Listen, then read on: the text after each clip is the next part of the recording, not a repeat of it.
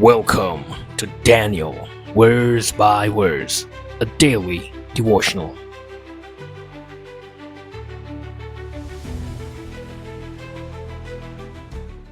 Daniel in the critic's den.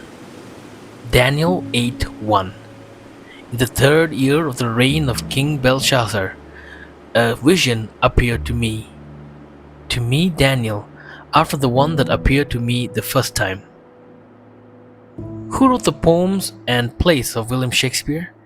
If you believe in the Marlowean theory, then Christopher Marlowe, an Elizabethan poet and playwright who preceded Shakespeare, is the main author of the Bard's works. The argument is that Marlowe faked his death in Deptford on May 30th, 1593, just a week or two before the publication of the first literary work that bore Shakespeare's name. Who wrote the book of Daniel? If you follow modern critical scholarship and assume that miracles are impossible and that nobody can predict the future, then you might conclude that someone other than Daniel was the author. Such skeptical scholars believe that Daniel was a legendary hero who never existed.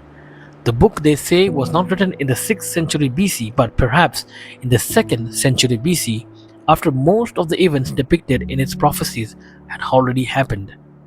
These critics say the book was written in response to the persecution of Jews by Antiochus IV Epiphanes, the Hellenistic king who ruled the Seleucid Empire from 175 to 164 BC. However, the best evidence to support Daniel as the true author is found in the book itself. Not only does Daniel refer to himself several times, but the text clearly fits the historical period of Neo-Babylonia. In later studies, we'll see that the little horn prophecies in Daniel 7 and 8 do not match the Grecian rule of Antiochus IV Epiphanes, but the imperial and ecclesiastical powers of Rome. Perhaps the most affirming statement of Daniel's authorship was made by Christ.